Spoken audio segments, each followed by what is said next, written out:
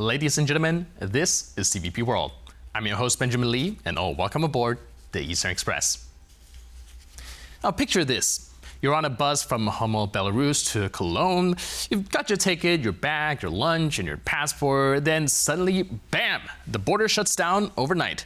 No warning, no detour, no sympathy. Cars and buses stranded in no man's land because Poland decided it doesn't trust Belarus or Russia one bit.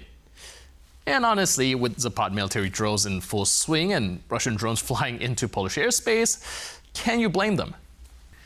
But this story is about more than a vacation plan gone wrong. Now in this episode, we'll try to answer the question, why does Moscow and Minsk care so much about this, and what an open border to the west mean for the Union state?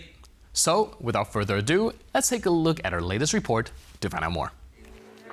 Poland has fully closed its border with Belarus. The situation was already tense in the wake of Poland shooting down Russian drones in its airspace and constant provocations from the Belarusian side. Now, however, the Zapad 2025 military drills between Russia and Belarus near the border have done nothing but add fuel to the fire. But this temporary closure of the border has led to some other parties getting involved, such as Beijing. Poland pointed out to China that this is also an unfavorable situation for us. We are making a decision that is also costly for Poland. China has spoken out about the situation as the border shutdown affects the China-Europe Railway Express, one of Beijing's flagship trade projects. It has been fundamental in boosting trade between China and the European Union by more than 10% in 2024 alone, and is worth some €25 billion in trade. Russia has also taken a stance against the border being closed, though officials in Moscow merely resorted to their tired prattle about the decision, escalating tensions in the region. Poland's authorities remain firm on the matter. We are acting in response to these maneuvers. The border may be reopened, but only when we are certain that Polish citizens are safe and not threatened by provocations or aggressive actions. The border between Poland and Belarus will be closed until further notice, although the shutdown has already been called temporary. And now let's zone in on the east-planning portion of our show. The border between Poland and Belarus has been one of Europe's hotspots for tension and conflict for the last several years. Although relations between the two countries had always been on the cooler side, the situation on the border has changed drastically since 2021.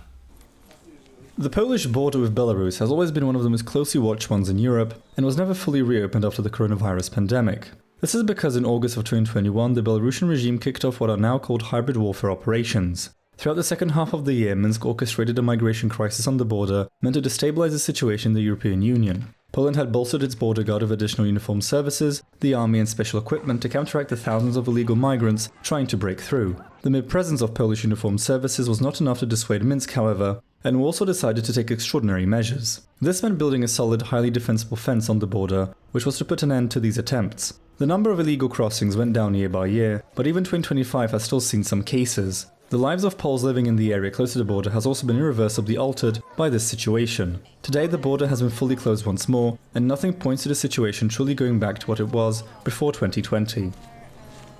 And now let's take a look at the issue in greater detail. Last Friday, Poland slams its border with Belarus shut. Not just one crossing, not just trucks or trains, everything. Overnight, nearly 1,700 vehicles were caught in limbo as people tried to squeeze through before midnight, only to find armed guards, barbed wire, and concrete blocks standing in their way. The Polish government says it acted for security reasons, and those reasons aren't hard to spot. Just 2 days earlier, 19 Russian drones violated Polish airspace while targeting Ukraine.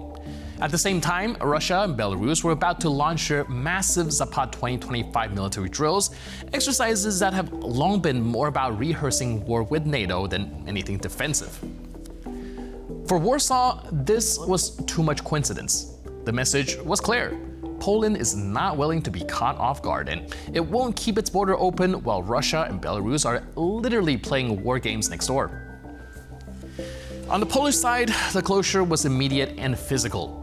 Barbed wire, new barriers, soldiers on patrol, the whole landscape of the border crossing changed within hours. Of course, Minsk didn't take this well. The Belarusian Foreign Ministry called the closure illegal and destructive, accusing Poland of punishing ordinary people. Russia chimed in as well, warning that the decision would disrupt trade and daily life. Which, to be fair, is exactly what it does. But both Moscow and Minsk leave out one detail. It's their aggression, their joint exercises, their drone flights that push Warsaw to this drastic step. If it destabilizes your neighbor's skies and simulate war on their doorstep, you can't then complain when that neighbor puts up barricades. Still, Poland's move is not without cost. Now, for people who lived in the borderlands, this is personal. The border has always been porous, controlled, sure, but open enough for workers, commuters, and families to survive. Shedding it entirely risks fueling resentment, especially among Belarusians who oppose Lukashenko but now find themselves locked out of Europe. It also put pressures on Lithuania and Latvia, the only alternative left for travelers from Belarus who suddenly face surges at their own much smaller crossings. The Polish government said this border crossing would stay closed until it is 100% certain there's no threat. That's a tall order. In other words, this closure could last weeks or longer. Europe's eastern frontier is no longer a gray zone where daily life and geopolitics coexist, albeit somewhat uneasily. It is becoming a hard line reinforced with concrete and wire. What was once a place where workers shop for bread is now where NATO faces down Russia's military shadow. And now, here to shed more light on the issue is Dmitry Bolkunets, co-founder of the Forum of Democratic Forces of Belarus. Hello, sir, and welcome to Eastern Express. Yeah, hello. So today we're examining the border crossings, well, the blocking of the border crossing between Belarus and Poland in anticipation for, well, the Zapad exercises. And my question would be, how does that realistically affect Belarus and Russia? And in other words, why would they care? So I think it's very important message for Lukashenko and for Putin, because some steps that they organize against Poland, against Ukraine, also against the European Union, is create not a secure policy in Europe. I believe it's important for them to understand that if they will continue do it, the border will close, not only for goods, only for people also. But of course, it's not comfortable for people who cross the border, but also countries now thinking about security in Europe. And I believe it's important also to start some negotiation probably between government to find solution how to continue living in this world between neighbors, because if Lukashenko continue organize some provocation on border, it will be dangerous for countries. And realistically, do you think any dialogue would actually happen between the government, or do you think it will just pretty much carry on doing what they've been doing? So I think it's important to dialogue, and I believe, I hope that some dialogue was in past and probably continue non-public, official dialogue between countries. Of course, they have communication between some special security services or some persons who are responsible for the border, or etc. But I think it's important to start this dialogue and to try to solve questions, difficult questions like political prisoners, like migrants crisis, like military exercises, etc., etc. Because it's sometimes easy to find solution when people communicate with each other, government communicate with because now we have a real problem, because people who living in Belarus and Poland, they wanna to travel between countries, and is not possible now. And in past, last 5 years, it also was difficult due to some solutions from Euro Union side and from Lukashenko side. Mm-hmm. Do you think there's anything that Lukashenko would offer for Poland to be willing to open the border crossings again? So I think if Poland will send a very clear ultimatum to Lukashenko, he will start to do some measures to stop repression or probably to stop provocation on the border, to stop migration crisis. And I believe it's very, very important now to send message from Poland government to Lukashenko to release all political prisoners, because Poland have unique tool to release all prisoners. In last month, in August, Trump administration and personally President Trump now the situation with political prisoners is one of the agenda of President of the United States, and due to his personal activity, United States now release dozens of political prisoners. I believe Poland now have a real unique opportunity to release all political prisoners in few days. It's very easy to send message for Lukashenko. And a few days ago, I am with my colleagues from a group of Ultimatum. We sent message for President and Prime Minister and Minister of Foreign Affairs of Poland. We asked them to send message to Lukashenko, release political prisoners. I know that yesterday, Mr. Sikorsky had a communication with Minister of Foreign Affairs of China. Mm-hmm. And China also care about situation on the border, because some goods cross from Belarus, from China. It's Chinese products, and it's difficult for them to continue develop communication and to deliver products from China to the Union. And if China will press for Lukashenko, it also will be very important. And I believe if now Lukashenko will lose money, he will release prisoners, because it's a humanitarian aspect. And do you think it's more likely that China pressed Belarus for some compromise with Poland, or pressuring Poland just to open its borders in order for these goods to pass? So I think China will find some right words to send message to Lukashenko, because China, of course, needs Belarus that will safe place for transit some products from China, because it's very easy for China to find real tools how to deliver very right message for Lukashenko. He will understand very quickly, and I hope leader of China try to find these messages, probably using Moscow, using Minsk directly. But China have big opportunities to do it. Right.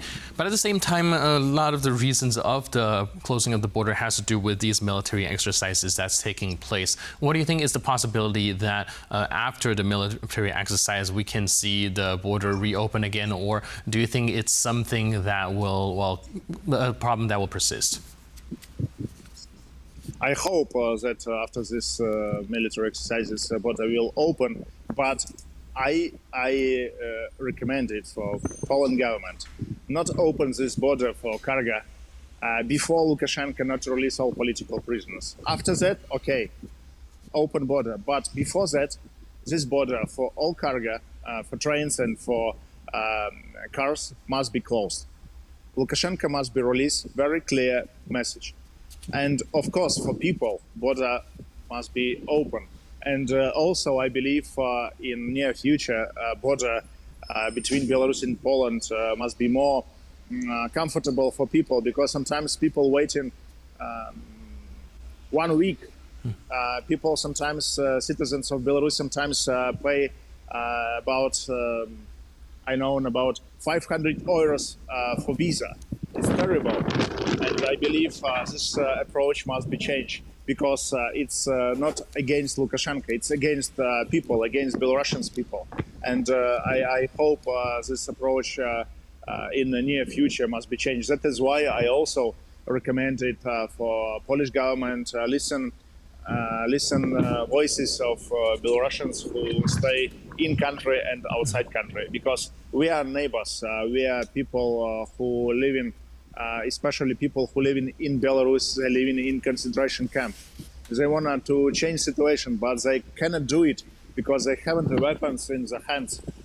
They live in under pressure, they now will live in isolated situation, like iron curtain around Belarus is new iron curtain. It's terrible. I think that is why it's important to start negotiation, probably together with some mediators or using some opportunities, some people who have some authority, like China, US, and other countries, who can try to, together with Poland and Belarus, try to solve this crisis on the border. But this is not only a crisis on the border. This crisis more